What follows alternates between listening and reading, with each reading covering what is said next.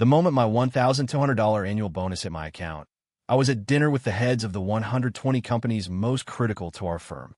When they found out that I, the person who managed all of their services, received a bonus that small, the atmosphere at the table turned strange.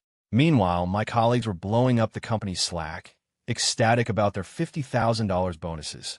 I calmly finished my meal. 7 days later, my employment contract expired. I walked away without a second glance. The sound of my boss's anguish practically burst through the phone. Why? Why did they all pull their funding? 1. 7 days until my contract was up.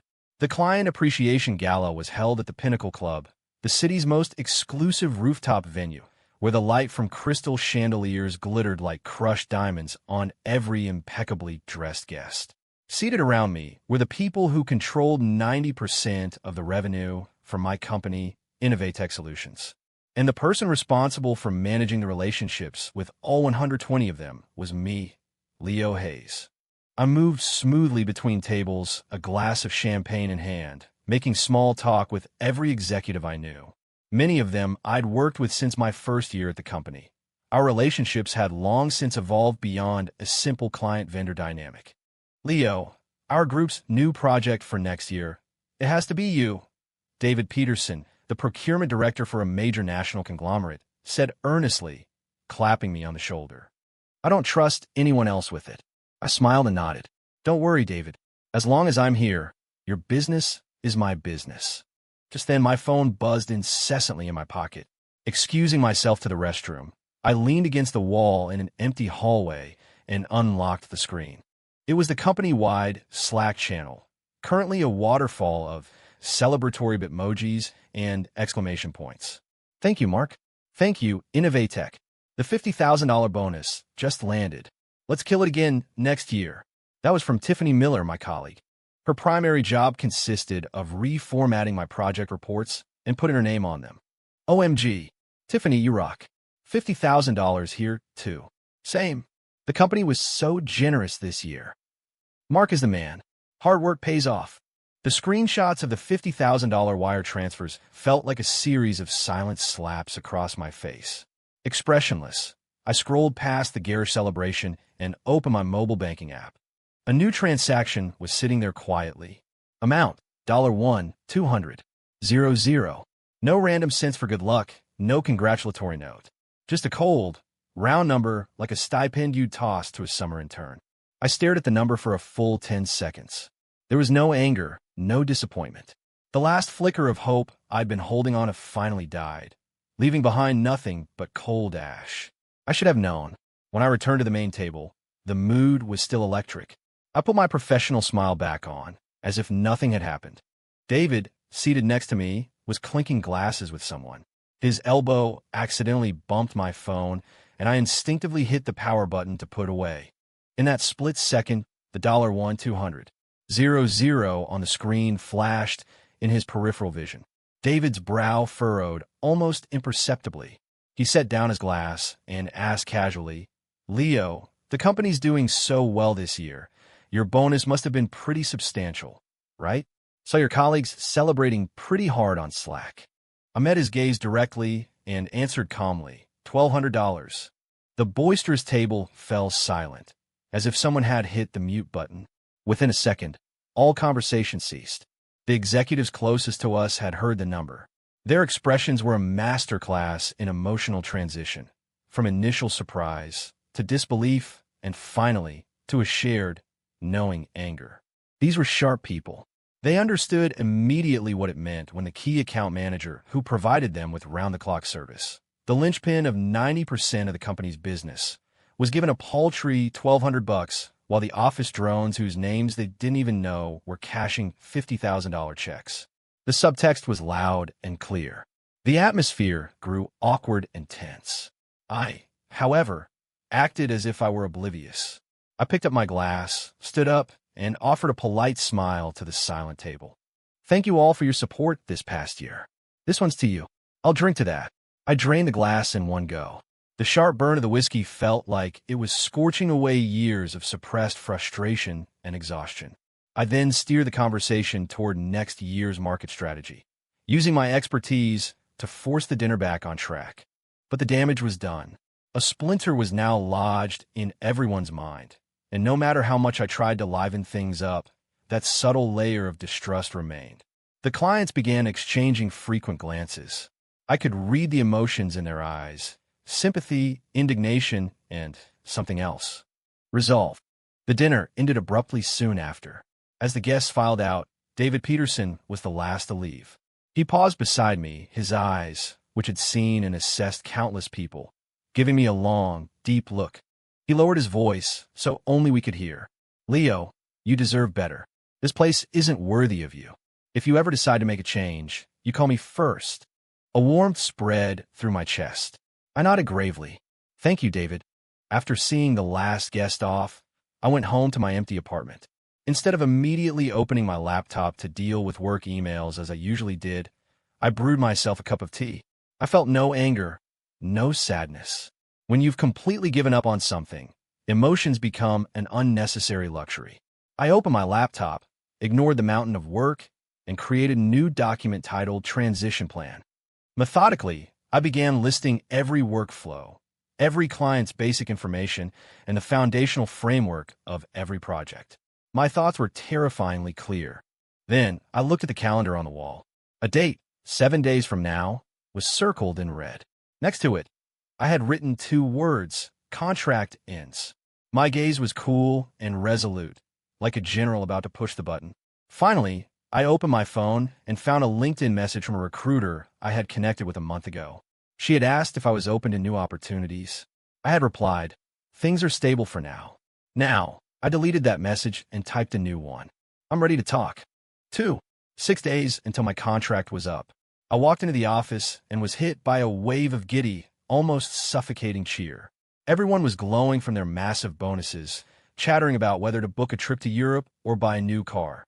Tiffany Miller strutted past my desk in a pair of brand-new, bright red Louboutins, a new designer bag with a gaudy, oversized logo dangling from her arm. She stopped at my cubicle, accidentally placing the bag on the corner of my desk. "Ugh, I totally impulse bought this yesterday," she complained loudly. "It's not even that cute, is it? What do you think, Leo?" I didn't look up from the transition plan on my screen. "It's fine," I said flatly. Tiffany's smile froze for a second before she cranked up the volume, addressing the entire office. "Hey, everyone, to celebrate our huge win this year, I'm buying afternoon coffee. The good stuff. Order whatever you want." "Wow, thanks, Tiffany. You're the best." A crowd gathered around her, happily tapping away on their phones, their laughter turning the small office into a chaotic party. Throughout it all, not a single person asked me what I wanted to drink. I was invisible, automatically excluded from a celebration that had nothing to do with me. At 3 p.m., the boss, Mark Wagner, appeared, his signature potbelly leading the way, his face flushed with success. "All right, team, settle down," he boomed, clapping his hands. Everyone quieted down, looking at him with adoring eyes. This year, our company achieved unprecedented results, and that's thanks to the hard work of every single one of you here. His voice was commanding. His eyes swept over Tiffany and a few other employees who had received large bonuses, a grin of approval on his face. "I've always said it. At Innovatech, we reward our grinders. If you put in the effort, the company will recognize it. Next year, I want you to keep that same energy, and we'll double those bonuses." He painted a glorious picture of the future, his shrewd eyes masterfully avoiding my corner of the office, as if by design.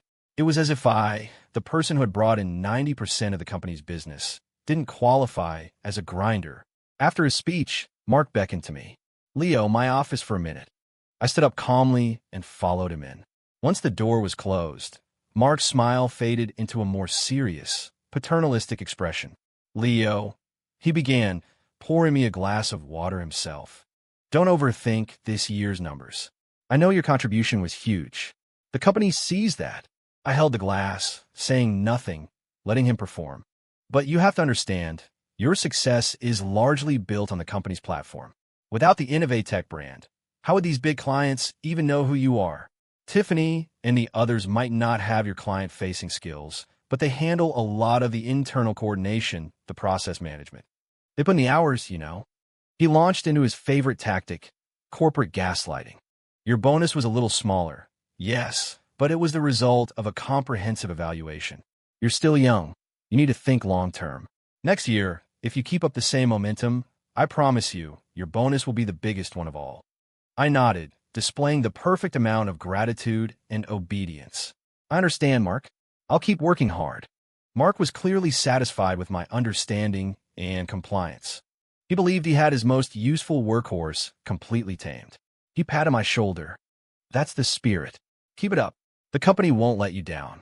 As I walked out of his office, I heard Tiffany and a few others snickering in the break room. See, Leo's just a workhorse. Does the most work, gets the least pay, and a few empty promises from the boss are all it takes to keep him happy. Exactly. Does he really think those clients are loyal to him? They're here for the company. Without the platform, he's nothing. Serves him right for being such an overachiever. He makes the rest of us look bad. I walked past the break room without a change in expression. Their toxic words were like the buzzing of flies, unable to stir any emotion in me anymore.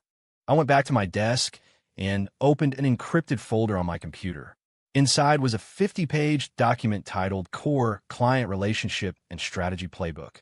This document contained far more than just contact information and contract details. It held the intricate org charts of every client, the personal preferences of key decision-makers, their psychological baselines and negotiations, and even unwritten rule information like which schools their kids attended. It was the culmination of years of my hard work, the true lifeline that sustained the relationships with all 120 clients. Calmly, I encrypted the most critical sections of the playbook, bundled them into a single file, and uploaded it to my personal Google Drive. After it was done, I felt as if a heavy weight had been lifted from my shoulders. Just then, Mark walked out of his office, beaming. Great news, everyone! We just landed a new project. The client specifically requested our A-team. Leo, I'm putting you in charge of this one. It's a long-term account. I want you to turn it into our flagship case study for next year. All eyes turned to me, some with envy, others with schadenfreude. I looked up at Mark's expectant face and, for the first time, refused him directly. Sorry, Mark. My voice was quiet but crystal clear. My employment contract expires in 6 days. I can't guarantee the continuity this project requires. For the client's sake, you should probably find someone else. The entire office fell dead silent. 5 days until my contract was up. The peace was shattered by a frantic phone call. The system of our largest and longest-standing client, Washington Dynamics, had suffered a critical bug, bringing their entire production line to a halt. The tech department had been scrambling for 2 hours with no solution. As the account manager of record, Tiffany was getting an earful from the CTO at Washington Dynamics. She was completely lost, offering nothing but repeated apologies of, "We're working on it." Finally, the client CTO called Mark's personal cell phone. His tone was ice cold as he delivered an ultimatum. "Mark, I don't care what internal issues you're having. I want Leo Hayes on this now. If this isn't resolved in the next 2 hours, we're not only terminating our contract, but our legal team will be in touch regarding breach of contract." The color drained from Mark's face. The Washington Dynamics account represented nearly 20% of the company's annual revenue. Losing them would be like cutting off a limb. Sweating bullets, he threw his pride out the window and practically sprinted to my desk, his voice lower and more desperate than I'd ever heard it. Leo, please. It's an emergency. Washington's system is down. You have to fix it now." Everyone in the office watched, their expressions a mix of emotions. I didn't make any demands or play hard to get. I simply closed my laptop. This will be the last thing I do in my official capacity. With that, I put on my headphones and began remotely connecting to the Washington Dynamics server. In the office, Mark and the entire tech team hovered behind me, holding their breath. Tiffany stood on the edge of the crowd, her face pale, a venomous look in her eyes. On my screen, lines of code scrolled by at a dizzying pace. Drawing on my 5 years of experience with the client system and a contingency plan I had privately written after anticipating this very vulnerability during the last upgrade, I quickly pinpointed the source of the problem. It was a deeply hidden database interface conflict, a latent issue left behind by one of the client's own IT guys during an unauthorized procedure. Innovatech's tech team, unfamiliar with the client's full system architecture, would have never found it. My hands flew across the keyboard, modifying code, rebooting services, clearing caches. The entire process was seamless. An hour later, I took off my headphones and turned to Mark. "It's fixed." At that exact moment, my phone rang. It was the CTO from Washington Dynamics himself. "Now, thank you. You're a lifesaver. The production line is back up and running." He sounded immensely relieved. Then his tone shifted, becoming more pointed. "Brother, let me give it to you straight. A talent like you is wasted at a company like Innovatech. They don't deserve you." I just smiled. "You're too kind." With the crisis averted, Mark let out a long sigh of relief. But the look he gave me was no longer one of gratitude. It was now laced with fear and resentment. He was realizing that the employee he had always taken for granted possessed a power he couldn't control. Seeing her chance, Tiffany sidled up to Mark and whispered in his ear, "Mark, don't you think this is a little suspicious? The tech department works on it for hours and gets nowhere, but he solves it in an instant. You don't think he did this on purpose? Held a solution back just so he could corner you and negotiate better terms?" Her words hit their mark. Mark would rather believe an employee was sabotaging him than admit his own management and judgment were flawed. The suspicion in his eyes deepened. I couldn't be bothered with their drama. The crisis was handled. My job was done. I printed a document, walked over to Mark's desk, and placed it gently in front of him. "Mark, here's my transition plan. Please review it and assign someone to take over the handoff." Mark picked up the list and skimmed it. It contained only the names of the 120 clients, their standard contracts, and publicly available contact information. As for the truly essential information, the playbook for relationship maintenance, the map of key influencers, the subtle communication strategies, none of it was there. It was a transition plan that was procedurally perfect, but operationally worthless. 4 days until my contract was up. Ultimately, Mark assigned Tiffany to handle the transition of my accounts. Perhaps it was a power play, his way of showing me that anyone he favored could easily step into my role. Tiffany clutched the bare-bones document like a royal decree and sat down across from me, her chin held high. "All right, Leo, let's get started. I need you to walk me through each client. Tell me all their quirks, what they like to hear, what their pet peeves are. And I want every detail." Her tone wasn't one of a colleague learning the ropes, but of an interrogator questioning a suspect. I opened the document and pointed to the first name. Washington Dynamics. Head of procurement is David Peterson. His contact number is 555XXXX, which is public information.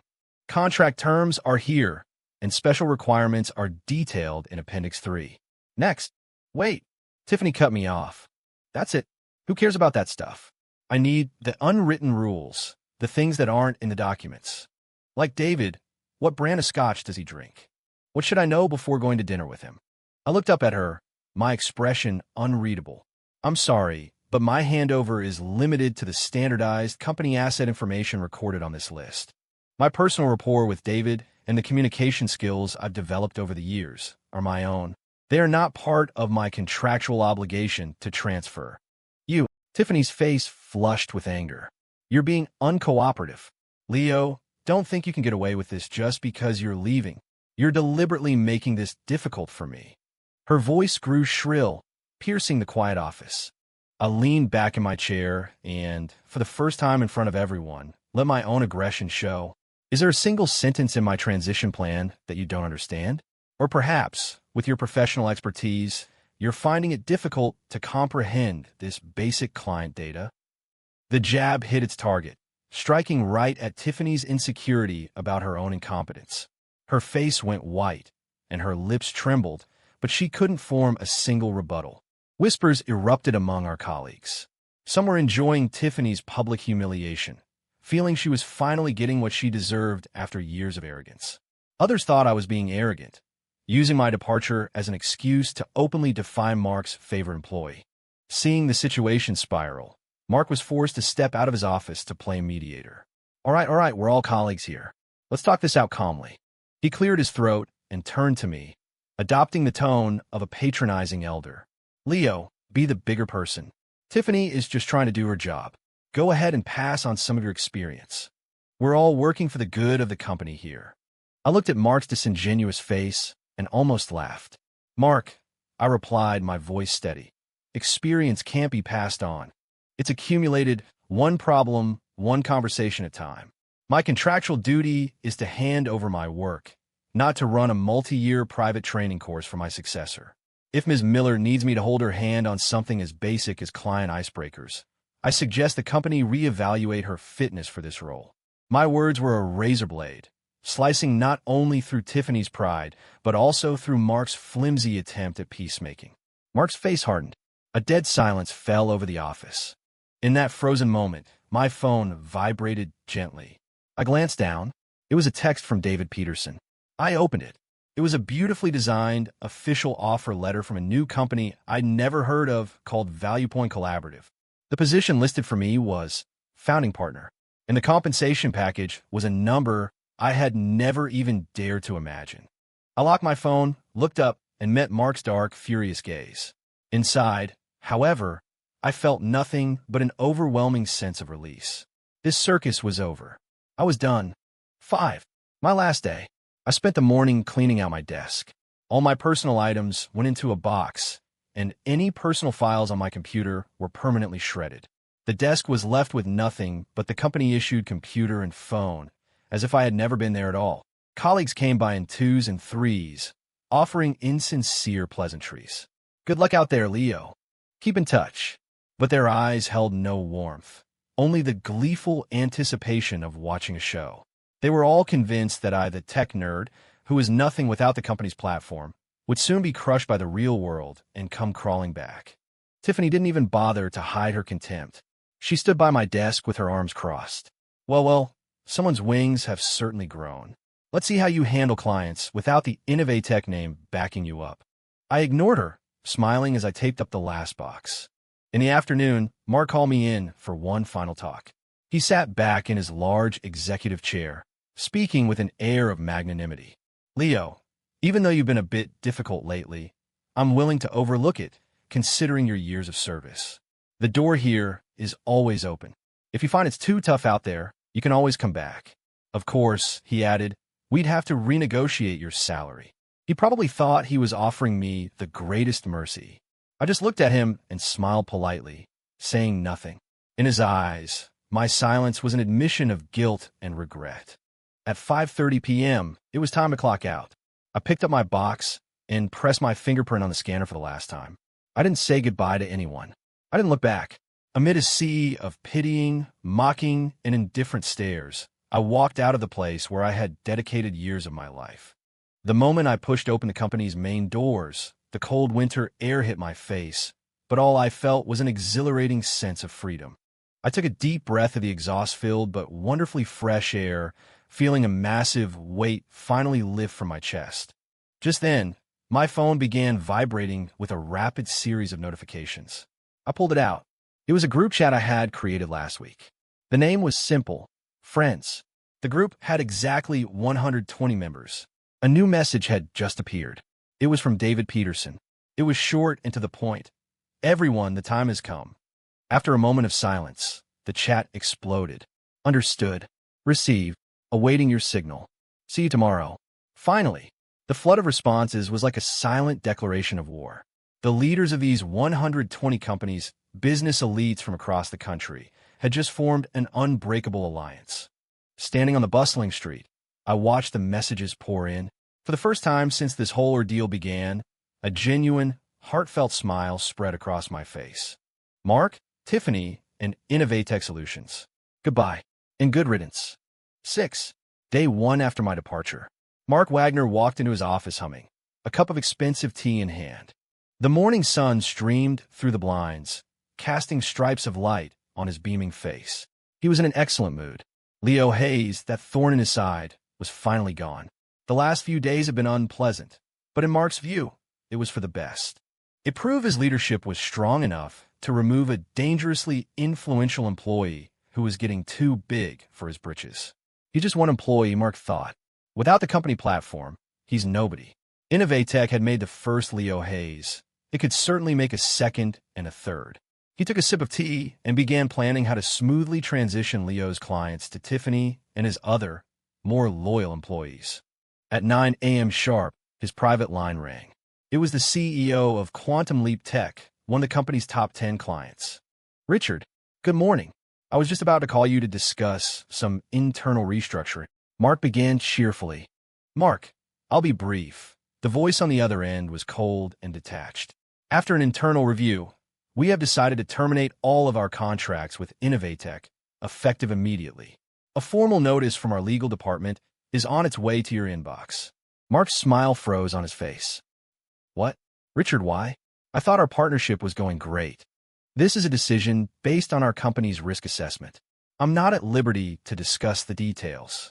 Richard's tone was polite, but as distant as a stranger's. He hung up before Mark could ask another question. Beep, beep, beep. Mark stood there, holding the receiver stunned. He told himself it was an anomaly. Maybe Quantum Leap was having its own internal issues. He immediately called Tiffany into his office. Go find out what the hell is going on with Richard. Was there a service issue?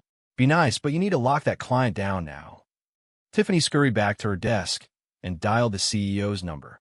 The call was immediately picked up and then hung up by his assistant. She tried again. It went straight to voicemail. Panicked, she reported back to Mark. Before he could erupt, another line on his desk phone lit up. It was another major client, the COO of Apex Industries. Mark, just letting you know, we're pulling our account. Helen? What? It's a business decision. Click. Then a third call and a fourth. One after another, they came like hammer blows to Mark's nervous system. The message was always the same. A long-term, core client calling to terminate their contract for the same vague, unyielding reason.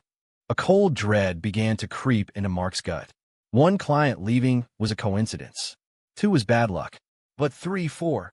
This was not a coincidence. This was a coordinated attack. He had his assistant print out a list of all his clients and began circling the names of those who had called. After a few minutes, he stared at the dozen red circles on the page, and a horrifying thought took root in his mind. Every single client that had called was one of Leo's accounts. Leo Hayes. Mark's first instinct was that Leo was behind this, that he was using some underhanded tactic to poach the company's clients. That ungrateful snake. A volcanic rage erupted inside him. He trembled, grabbing his phone to find Leo's number, ready to scream at him. Before Mark could even dial, the phones at the reception desk, in the sales department, and in the legal office began ringing off the hook, a chaotic symphony of disaster. Panic spread through the company like a virus. From 10 a.m. to 4 p.m., those 6 hours were a living hell for everyone at Innovatech Solutions. Termination notices flew in like a blizzard from all directions. The legal department's inbox was overflowing with cancellation clauses, and the receptionist's hands were cramping from fielding calls. On the large monitor in the main office, the digital counter displaying the number of active clients began to plummet. From 10 lost clients to 30, then 80. Mark completely lost control. He barricaded himself in his office as his cell phone and desk phone rang in a relentless duet. Every call was a familiar name. Every conversation was another piece of devastating news. His emotions cycled from rage to confusion, then to terror, and finally, to utter despair. He tried to call the executives he considered his friends, the ones he drank and golfed with, like David Peterson for Washington Dynamics. But his calls were either immediately declined or sent to an eternal, unanswered ring. He was being ghosted. The entire business world he had built his life on was shutting him out. The office was in a state of quiet panic. Employees watched the client counter drop, their hushed whispers confirming their worst fears. The savvier ones were already secretly updating their LinkedIn profiles. Besides Mark, Tiffany was the most frantic. All the terminated accounts were now technically under her name. She was at the epicenter of the storm, but was completely powerless. She couldn't get a single client on the phone. When she finally managed to reach a mid-level purchasing manager she knew, she tried her usual tactic of feigned charm. But her complete ignorance of the account's technical details became obvious within seconds, which only reinforced the client's decision to leave. You don't even understand our core needs, and you expect us to continue this partnership? The manager asked coldly before hanging up. Tiffany slumped into her chair, her face ashen. In his office, Mark also collapsed into his throne-like executive chair after another failed call. Sweat soaked through his shirt as he gasped for air, his eyes bloodshot with terror. He was finally, belatedly, beginning to understand. The clients weren't being poached by Leo. They were leaving voluntarily. They were leaving with Leo. That realization was more terrifying than the prospect of bankruptcy. It completely shattered the core belief he had built his career on, that the platform is always greater than the individual. He was wrong. One person's value truly could eclipse that of an entire company. The man he had just driven away wasn't a replaceable cog in the machine. He was a load-bearing pillar supporting the entire structure. By 5:30 p.m., of the 120 most important names on Innovatech's client roster, 115 were gone. 8. Day 2 after my departure. Mark didn't sleep. The lights in his office burned all night, and the ashtray overflowed. His eyes were red, his hair a mess. He looked like a caged animal. At 9 a.m., the final judgment arrived. The termination letters from the last 5 major clients were delivered by courier. It was official. All 120 core clients managed by Leo Hayes were gone. Without a single exception, those clients had accounted for 90% of the company's annual revenue. Overnight, Innovatech Solutions had been transformed from a profitable, rising star into an empty shell with nothing left but rent and payroll expenses. Fear seized Mark. His only thought was to find Leo and beg him to come back at any cost. He swallowed his pride and, with trembling hands, dialed Leo's number again and again. The call connected, but went unanswered. He tried again. Same result. The third time, a cold, automated voice greeted him. The number you have dialed is not available at this time. He had been blocked. At that moment, I was sitting in the sleek, new office of ValuePoint Collaborative. Across from me was my co-founder, David Peterson. On a giant screen, a dozen video windows showed the faces of our core client partners from across the country. We were holding our first virtual shareholder meeting, charting the future of our new enterprise. My phone vibrated on the table. I glanced at the familiar number, my expression unchanged, and calmly silenced the call, dragging the number into my block list. The meeting in the conference room was buzzing with energy and optimism. Miles away, the Innovatech office was a scene from a nightmare. Unable to reach me, the fear and rage Mark had been suppressing finally exploded. He burst out of his office and pointed at a terrified Tiffany and the other remaining employees, roaring, "Useless! All of you are useless! What do I even pay you for? You couldn't keep a single client." Tiffany burst into tears. The other employees just stared at the floor, too afraid to speak. In the midst of the chaos, Mark's cell phone rang. Seeing the caller ID, he lunged for it like a drowning man grasping for a lifeline. David, you finally answered." On the other end was David Peterson from Washington Dynamics. His voice had none of its usual warmth. It was as cold and sharp as a shard of ice. "Mark, I'm calling you to say just one thing." David paused, then spoke each word with chilling clarity. "Business is about integrity. Being a leader is about having a conscience. We, your clients, saw exactly how much value Leo created for your company. You treated him like disposable labor and took credit for the trust he built. When you treat the person who creates value like dirt, don't be surprised when we vote with our feet. Remember this, Mark. You didn't just lose an employee. You lost the total and complete trust of all 120 of us." With that, David hung up. Trust. The word hit Mark like a bullet, shattering his last line of defense. His phone slipped from his hand, the screen cracking on the floor. He stood there, frozen, before his legs gave out and he crumpled to the ground. A moment later, a raw, piercing scream of regret and despair tore from his throat, echoing through the silent, empty office. Why? Why did they all pull their funding? 9. Within a week, Innovatech's cash flow dried up completely. The news spread like wildfire. The same employees who had been flaunting their $50,000 bonuses and mocking me just days earlier were now consumed by panic. They were told the company's accounts were empty. Next month's salaries would not be paid. The office descended into chaos. Led by Tiffany, a group of employees scrambled to find new jobs. Reality, however, dealt them a harsh blow. The industry was small, and the scandal of Innovatech's overnight collapse due to the departure of a single key employee had become legendary.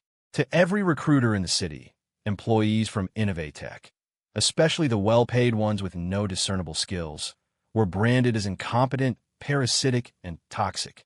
Tiffany interviewed at several companies. Each time, the hiring manager would look at her with a smirk and ask the same question. We heard about what happened at Innovatech. What was your role in that situation? She was left speechless every time and failed to land a single offer. Some employees banded together to demand their unpaid wages and severance from Mark. The boss they once revered had become the target of their rage.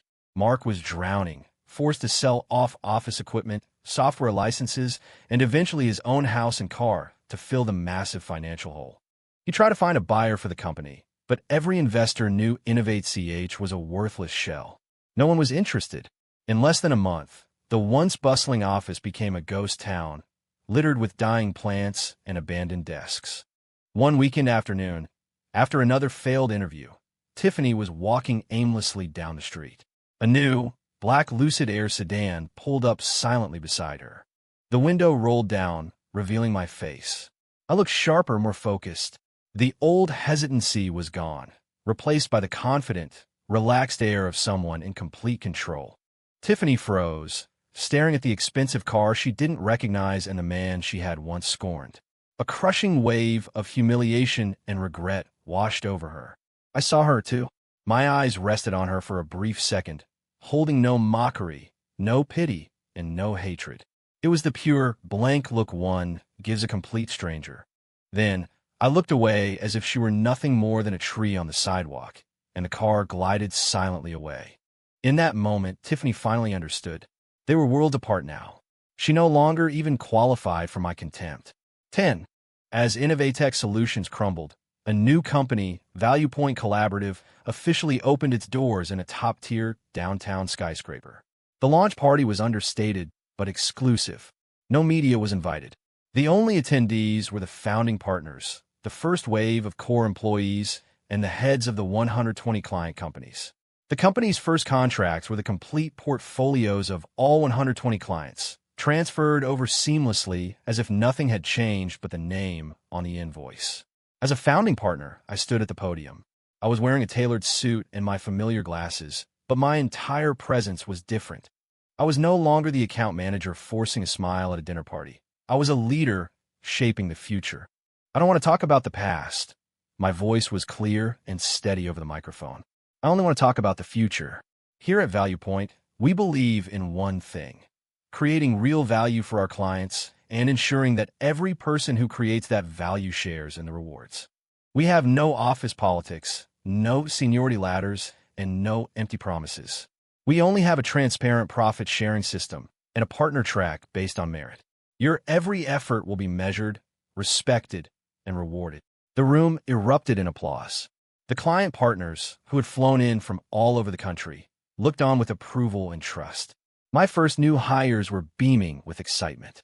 This unprecedented corporate restructuring was soon noticed by the financial press. They framed it as a business model revolution sparked by a talent uprising, analyzing the flaws of the traditional platform model against the advantages of the new partner-driven system. For the first time, the name Leo Hayes appeared in major business journals, not as an employee, but as a successful entrepreneur. I was no longer Leo the workhorse, but Leo Hayes, co-founder of Value Point Collaborative. I was in control of my own destiny, and I was building a platform where others like me could do the same. Late one night, I stood before the floor-to-ceiling windows of my office, looking down at the city lights. I thought back to that $1,200 bonus. In a strange way, I was grateful for it. It was the bucket of ice water that had finally woken me up, giving me the courage to leave and showing me who my true partners were. When the first quarter's earnings report came out, our profits exceeded everyone's wildest expectations. At the celebration dinner, I raised my glass, a confident smile on my face. My time had come. 11. 6 months later, Innovatech Solutions officially filed for bankruptcy. All of Mark Wagner's assets were seized and auctioned off to pay back bank loans and employee wages. The man who once drove a luxury car and frequented exclusive clubs was left with nothing but hundreds of thousands of dollars in personal debt. To survive, he found a job as a server at a greasy diner, clearing tables and washing dishes, enduring the constant yelling of his new boss. One evening, the diner's TV was playing a business news program. "Mr. Hayes, your company, Value Point Collaborative, has become an industry leader in just 6 months. What's the secret to your success?" On the screen, I was speaking eloquently, the picture of calm confidence. Mark froze in the middle of the floor, a steaming platter of food in his hands. He looked at the man on the screen, his former subordinate, now a celebrated business icon. Then he looked down at his own grease-stained apron and calloused hands. The man who was once the all-powerful boss was now a broken-down server. The staggering contrast pierced him to the core. In that moment, he finally, truly understood. It wasn't just me he had disrespected. It was the very concept of value itself. He had mistaken his platform for his own ability and his exploitation for management. In the end, the value he scorned had returned to destroy him. An overwhelming sense of regret and shame washed over him. He wanted to find me, to apologize. But as he scrolled through his phone, he realized he no longer had my number. And even if he did, how could he face me? On a cold, rainy night, he found himself standing at the foot of the skyscraper that housed Value Point's headquarters. He tilted his head back, staring up at the gleaming tower as if he could see the light of my office at the very top. He stood in the rain for a long, long time. Finally, he hunched his shoulders, turned, and disappeared into the wet, dark streets. Tiffany's life was no better. The Innovatech scandal was a permanent stain on her resume. After months of searching, she finally landed a menial administrative job at a tiny, no-name company for a third of her previous salary. She spent her days complaining about the small-minded company, her incompetent colleagues, her clueless boss. She blamed everyone but herself for her misfortune. She often found herself scrolling through the social media feeds of her former colleagues. One day, she saw a post from someone she'd been friendly with. It was an album of photos from a Value Point Collaborative company retreat to a private island. In the pictures, everyone was smiling, standing on the deck of a luxury yacht against a backdrop of blue skies and turquoise water. She recognized several of Innovatech's former top engineers in the group, all of whom I had later recruited. A toxic mix of jealousy and regret consumed her. Screaming in frustration, she went through her contacts and, one by one, blocked every person she had ever worked with at Innovatech. 12. A year later, the Value Point Collaborative Annual Awards Gala was held in the city's most luxurious hotel ballroom. The company was now the undisputed leader in its field, its business expanding rapidly and attracting top talent from across the country. For the final event of the evening, I personally took the stage to present the awards for Employee of the Year. The prizes included a substantial cash bonus and, more importantly, a generous grant of company stock options. The grand prize was a total package valued in the 7 figures. As the winning young tech director emotionally accepted the award, I took the microphone. I looked out at the hundreds of bright, hopeful faces in the audience and said slowly, "I will never forget, and I will always remind myself, what kind of respect and reward a truly dedicated contributor deserves." The ballroom erupted in thunderous applause. After the ceremony, David Peterson came over, glass in hand, and clapped me on the shoulder. "You did it. We did it." I corrected him, and we shared a knowing smile.